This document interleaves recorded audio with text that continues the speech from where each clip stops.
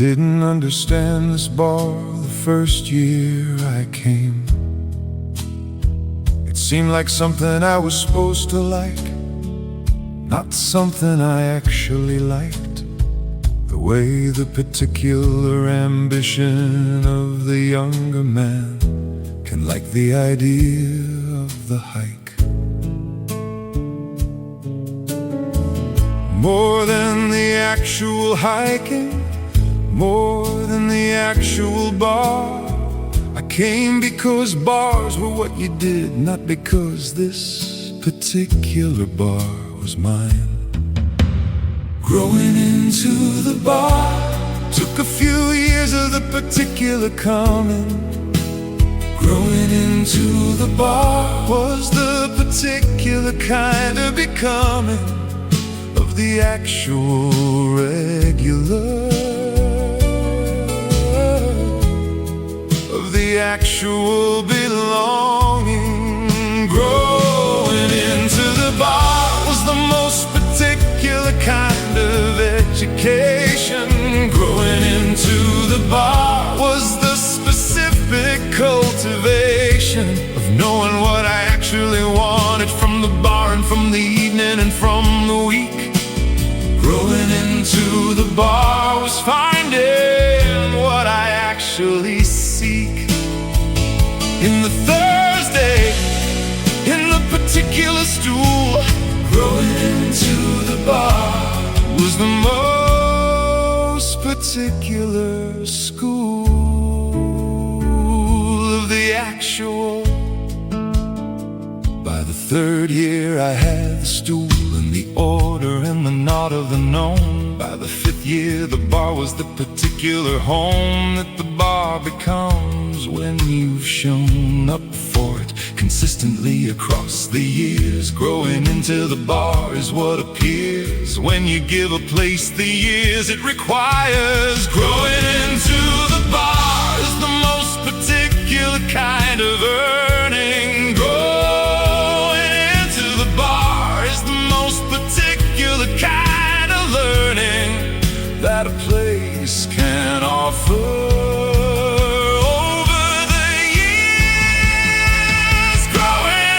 The bar was the most particular kind of education. Growing into the bar was the specific cultivation. I think about the people who come in for the first time, the particular performance of the first time bar, the particular looking around for how to be here, the figuring out of the particular bar. Growing into the bar is what they start in the particular years of the finding of the fit. I was them once. Growing into the bar was the beginning of it. The Thursday years, the particular knowing. Growing into the bar was worth showing up for. Every year of it. Growing into the bar is done now. The bar is mine, the stool is mine, the particular Thursday is mine. After the years it takes.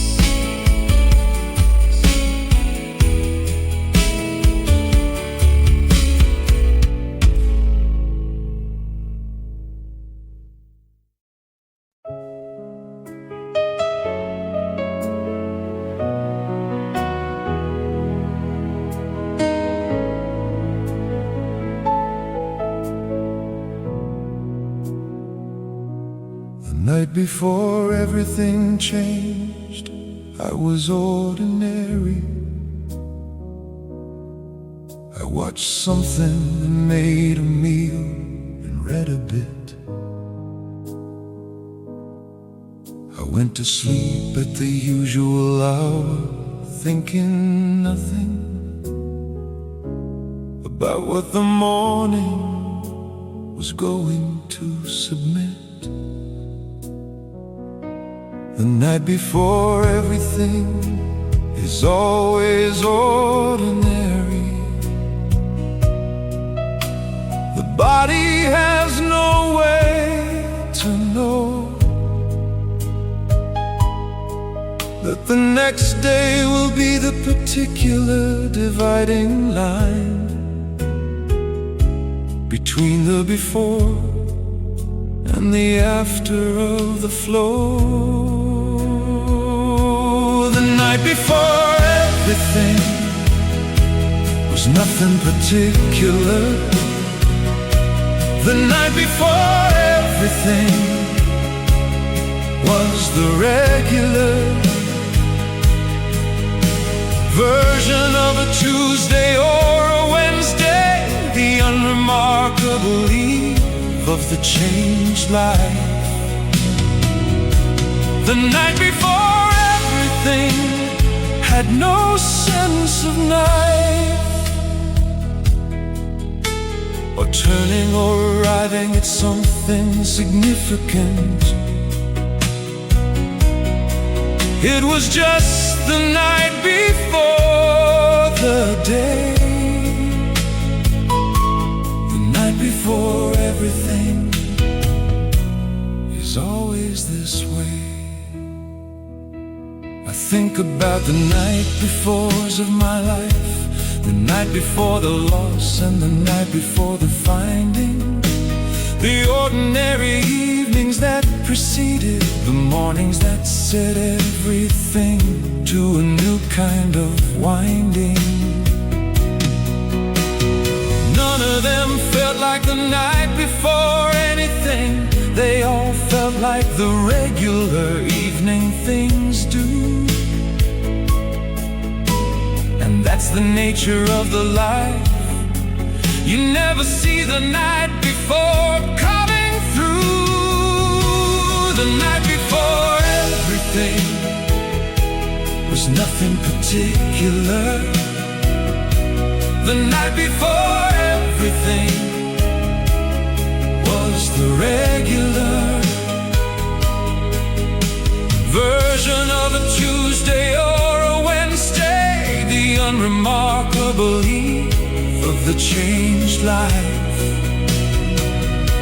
The night before, everything had no sense of knife.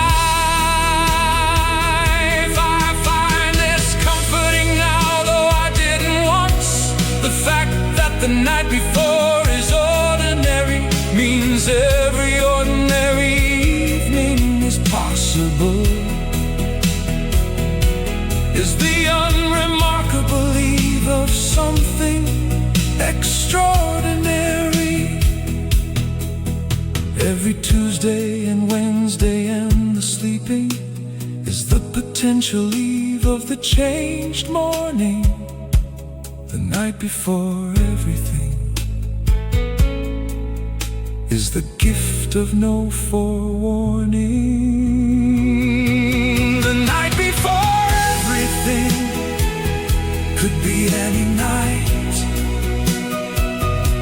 The night before everything could be tonight. The ordinary evening might precede the day that changes the direction. The night before everything is every night's connection. The night before everything was last night, maybe was tonight, perhaps. Who knows? The ordinary evening before the changed morning. Who knows?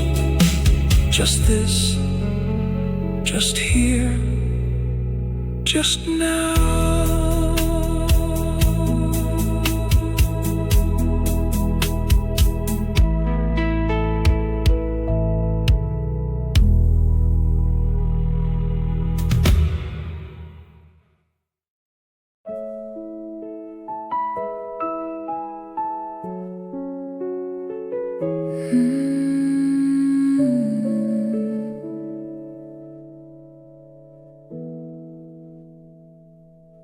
It happened on a Sunday afternoon in March Not in a bar, but at the kitchen table, with the particular light coming through the window, and the particular quiet of the capable. Afternoon, doing nothing in particular. I was sitting with my coffee in the most particular,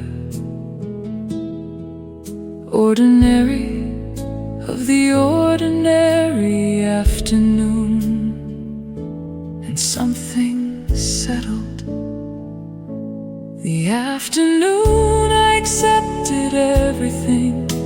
Was not a dramatic afternoon. The afternoon I accepted everything. Was the most particular kind of room. Read correctly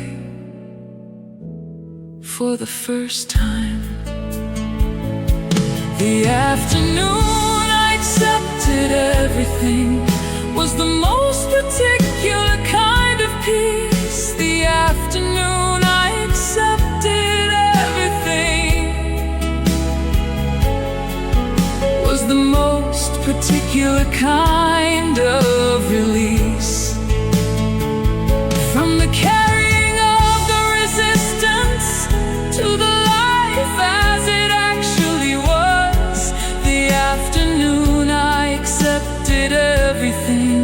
Was the most particular kind of, because it was the afternoon I stopped fighting the things that couldn't be changed. The afternoon I accepted everything. Was the afternoon things rearranged into the bearable, into the actual. I accepted the face in the mirror that afternoon, and the body that had its particular opinions. I accepted the life that wasn't the imagined one, and found the actual life had its particular dominions. Of the good, the particular goods I'd been overlooking. The afternoon I accepted everything. Was the most particular kind of booking of the actual into the life. The afternoon I accepted everything.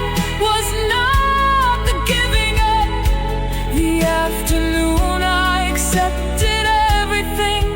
Was the most particular kind of cup, full of the actual, rather than the reaching for the imagined. The afternoon I accepted everything. Was the most particular kind of peace.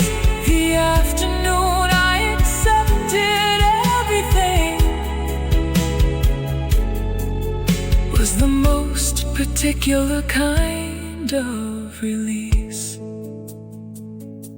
Acceptance isn't the end of the striving. It's the beginning of the right kind of striving. The afternoon I accepted everything.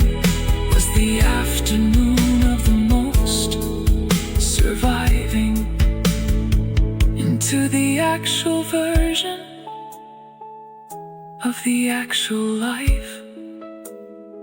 The afternoon I accepted everything.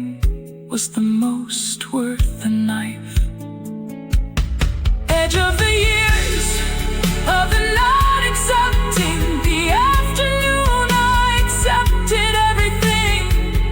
Made the most worth the collecting.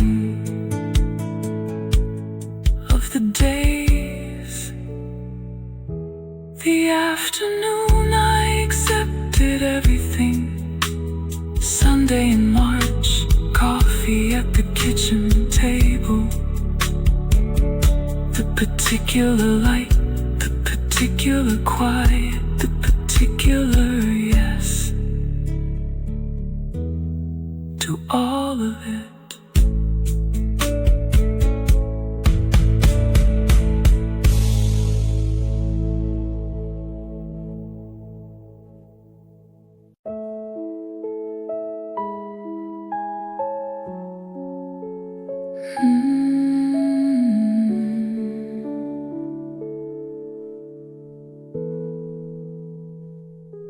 The window fogs up when I make my coffee.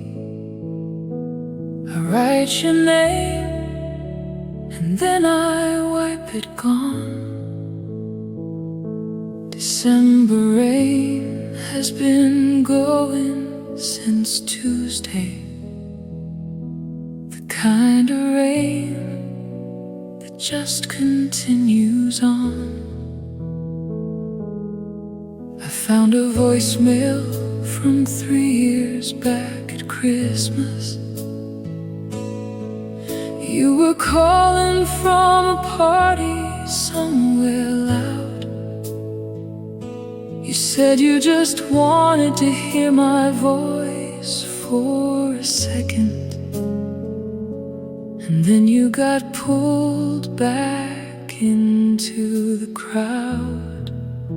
December rain on glass, December rain running down the window of a year I can't explain. I keep the lights off longer in the morning. I let the gray come fully in. December rain on glass. And where have you been? The holiday songs in every shopping corner hit differently when you're buying things for one. The cheerful voices singing about coming home feels strange when home is only you and done. I bought a small tree mostly out of something like tradition, and put it in the corner by the chair. It looks alright with just the lights and nothing on it. A quiet, minimal approach to being there. December rain on glass, December rain running down the window of a year I can't explain. I keep the lights off longer in the morning. I let the gray come fully in. December rain on glass. And where have you been? This time last year we were somewhere with other people, laughing at something I can't bring back now. This year is just the rain and the small tree and the ordinary weight of all of this somehow. But there's a kind of honesty to December when the pretending gets a little harder to maintain, and you sit beside your window in the morning and you let yourself, be honest with the rain. December rain on glass is telling me the truth. December rain on glass is what I have for proof that another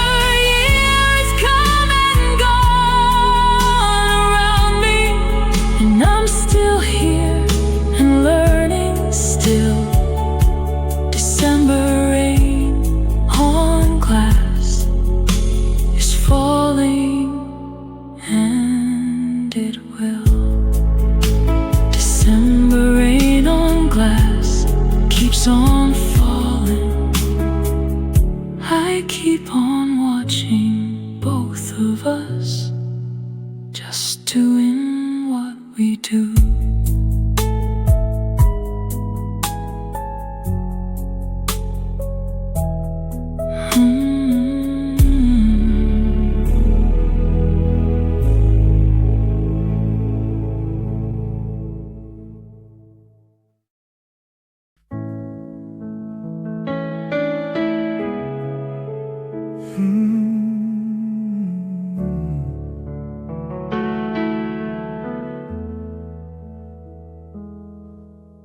Someone took a photograph of me last summer without asking, and then sent it to the group. I looked at the man in the photograph carefully, a man I recognized as me, but with a particular stoop. Of the years, not a literal stoop, just the gathered weight of the particular years, sitting in the face and in the posture, and somewhere in the eyes, behind the eyes. The photograph I look like now is the most accurate thing I own. The photograph I look like now shows the man I've grown into, without noticing, without the particular announcement. The photograph I look like now is older than the one I carry in my head. The photograph I look like now is the version that exists instead of the version I imagine when I close my eyes and try to picture how I look to other people. The photograph I look like now is the truer kind of steeple to climb to and look out from. The photograph I look like now is the sum of all the years in the specific face. I've been making more of an effort with the photograph to look at the one that's actually me, rather than the one I've carried for the decade as the working version of the me I see. The photograph I look like now has things in it the working version doesn't. The particular something in the eyes of the man who has the years he has, the man who isn't 28 in Boston anymore. The photograph I look like now is the most complete version of the looking. The photograph I look like now is worth the booking of the actual appointment with the actual face. The photograph I look like now is older than the one I carry in my head. The photograph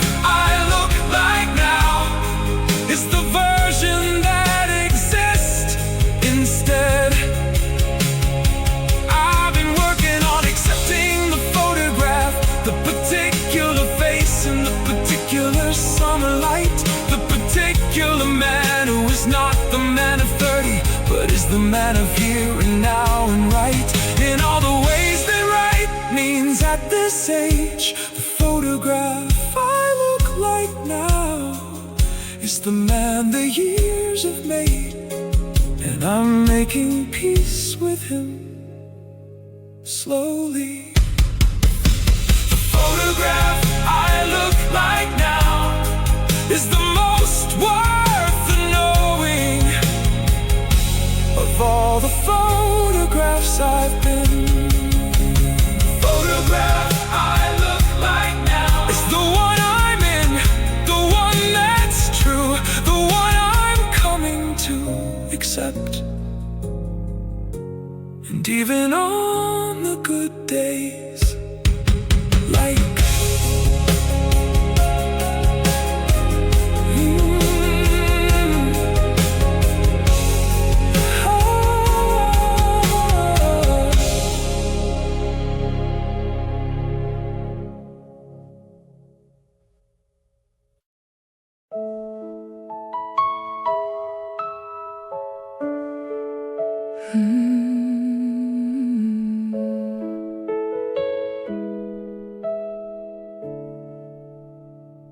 I've made a complicated peace with the body I have now. It's not the body I had at 30.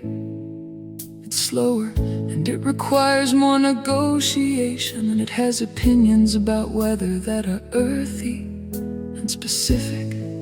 It knows what cold is now in the knee. The body I have now has things to say to me that it didn't when I was 30. The body I have now is the body that has done the work. The body I have now is the body with the particular quirk of every mile I've asked it for, every year I've asked it to carry. The body I have now is the most necessary body I've ever had, because it's the actual. The body I have now is the most honest thing I own. The body I have now has been through everything alone and with me, and despite me sometimes. The body I have now is the most particular kind of mine, because it holds the evidence of everything I've been and done and carried. The body I have now is the most storied body I've married to the life. I've been kinder to the body in the recent years than I was in the years that used to matter.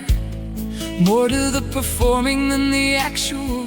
Now the body and I have a different kind of chatter, more respectful, more considerate. The body I have now gets the better deal than the body I had at 30, that I used more than I needed in the particular appeal of the younger years. The body I have now is worth the tenderness. The body I have now is worth the most particular kind of care. The body I have now is the most honest thing I own. The body I have now has been through everything alone. I think about the body at 30 with a kind of retrospective apology. The body at 30 could take what I gave it without the particular archaeology of consequences that the body now delivers. The body I have now is the more particular kind of givers of the feedback, the honest feedback. The body I have now tells me what it needs, and I'm finally listening. The body I have now deserves the listening.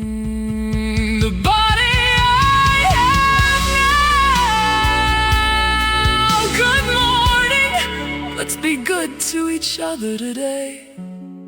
It's a deal, it's been a deal. We're getting better at the deal.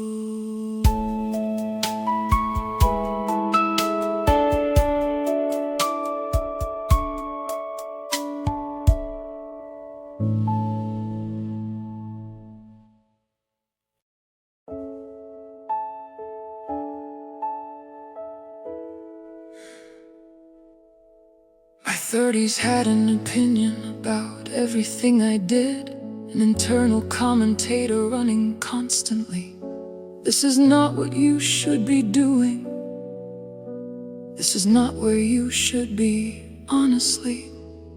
The 30s were the decade of the self-assessment, the permanent and relentless taking stock. Every year a new inventory of the failing. Every year the same particular knock on the door of the enough.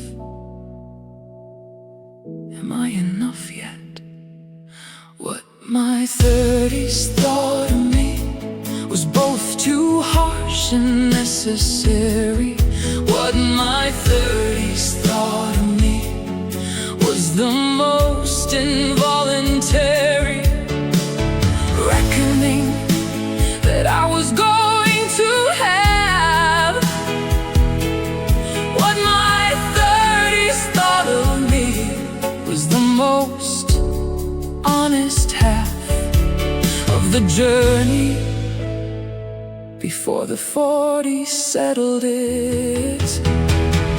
What my 30s thought of me was that I wasn't quite there yet. What my 30s thought of me was the permanent reset button of the expectations and the self-assessment and the fear. What my thought of me was the most expensive year after year after year of the not quite enough. What my 30s thought of me was the most instructive stuff.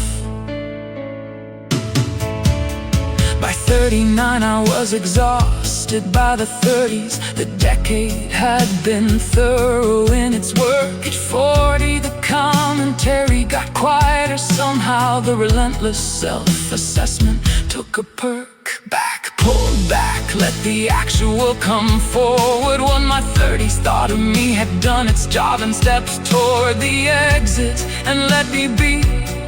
What my 30s thought of me made room for the free version at 40.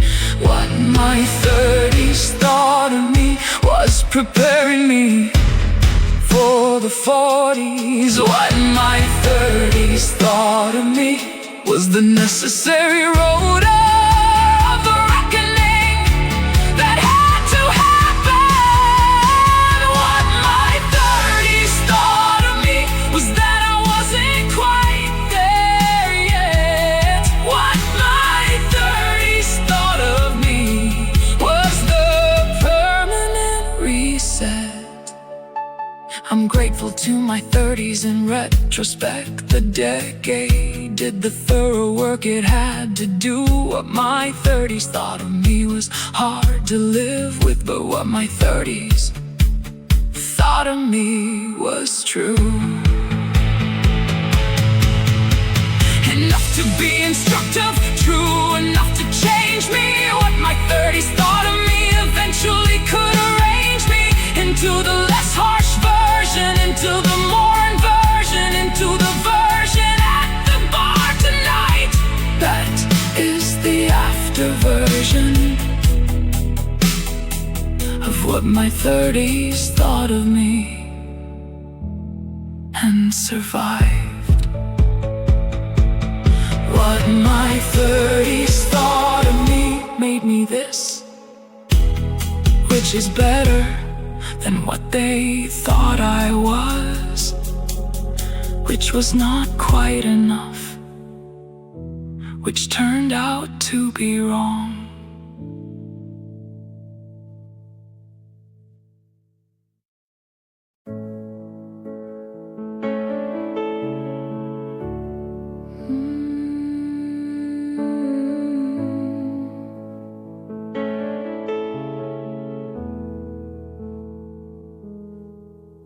There's a photograph I've identified as the last one, where I look indisputably young. Not the 30s young that I could argue about, but the actual young, the last one. I was 31 in the photograph, the chin still certain, and the eyes still early. I look at it sometimes from the current years, and the distance is surprisingly early to me.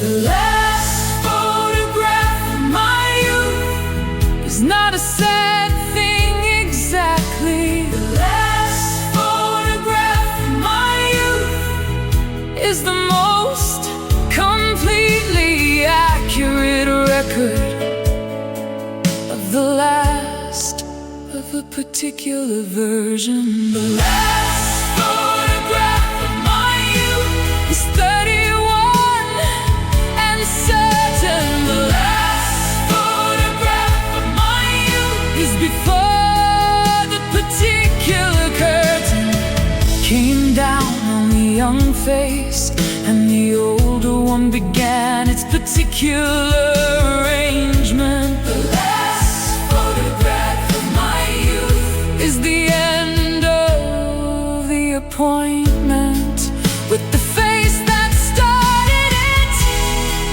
before the face that's going to finish it. The last photograph of my youth is the pivot between the two.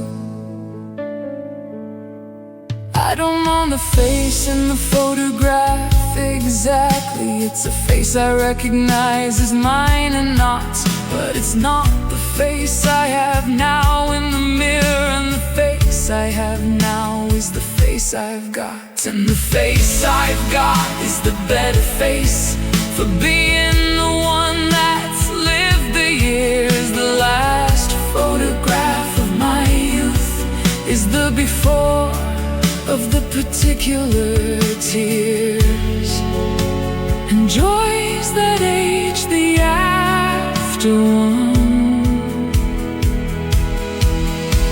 The last photograph of my youth is the most interesting photograph I have. The last photograph of my youth is the half that didn't know the other half was coming. The last photograph of my youth is 31 and certain. The last photograph of my youth is before the particular curtain. Now look at the last photograph of my youth, and I feel something that is very close to fondness for the particular certainty of 31, for the particular boldness of the face that didn't know yet about the particular years ahead. The last photograph of my youth is the face that was not afraid yet of what came, and what came made the face that's here now. The last photograph of my youth is the beginning of the face I'm becoming. The last photograph of my youth is in a drawer. The face I have now is in the mirror. Both of them mine, both of them true, both of them here.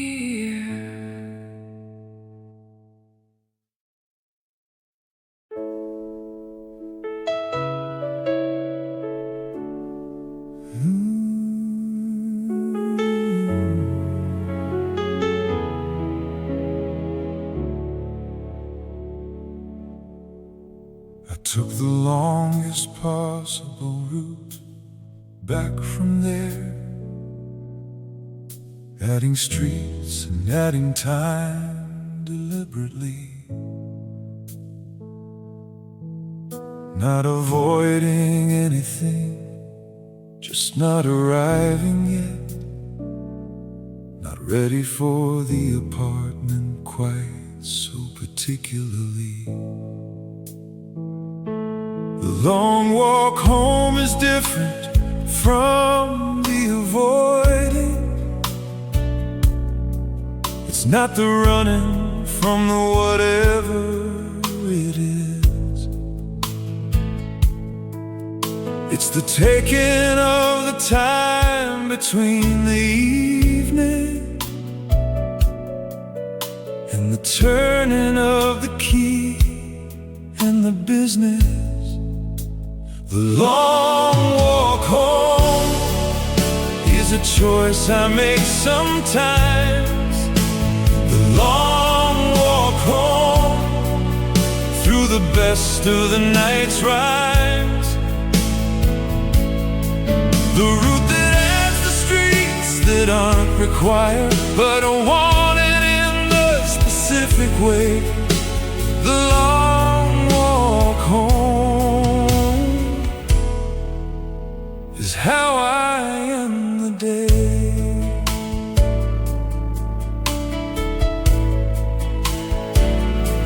I know the streets that make the long walk best, the canal and the park in the particular corner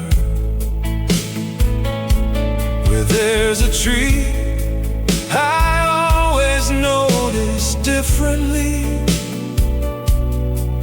at night and in the morning, in the morning.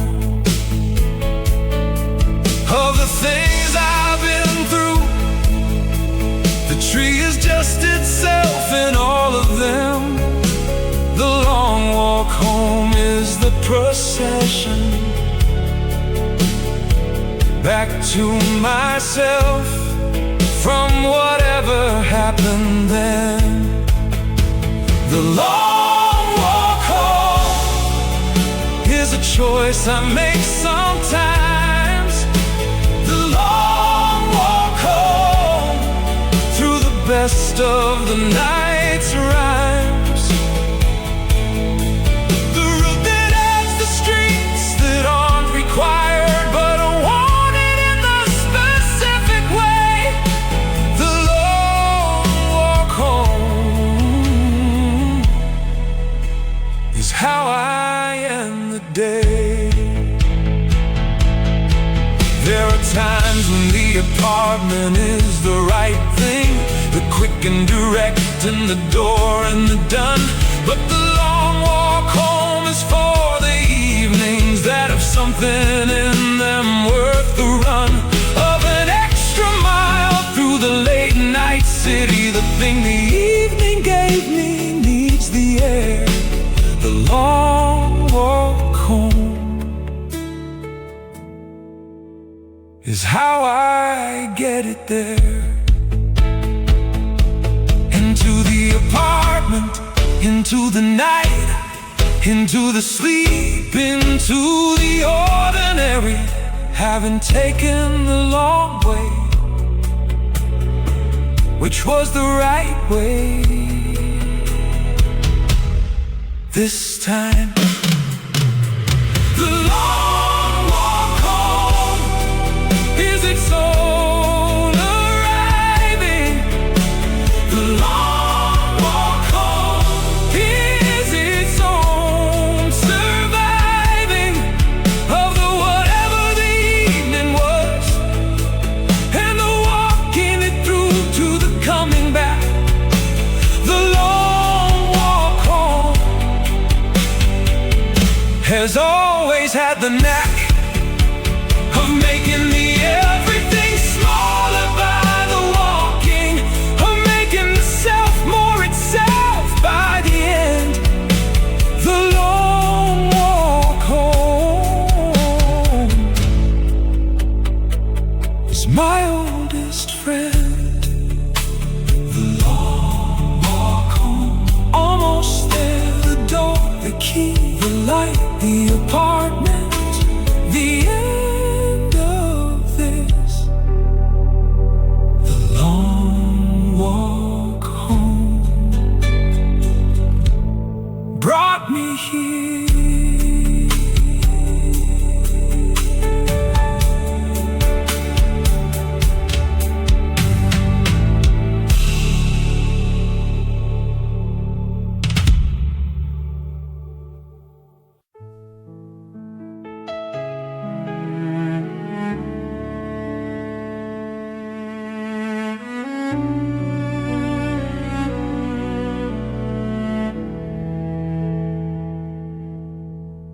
There are names I carry that belong to people who didn't get the years I've been given,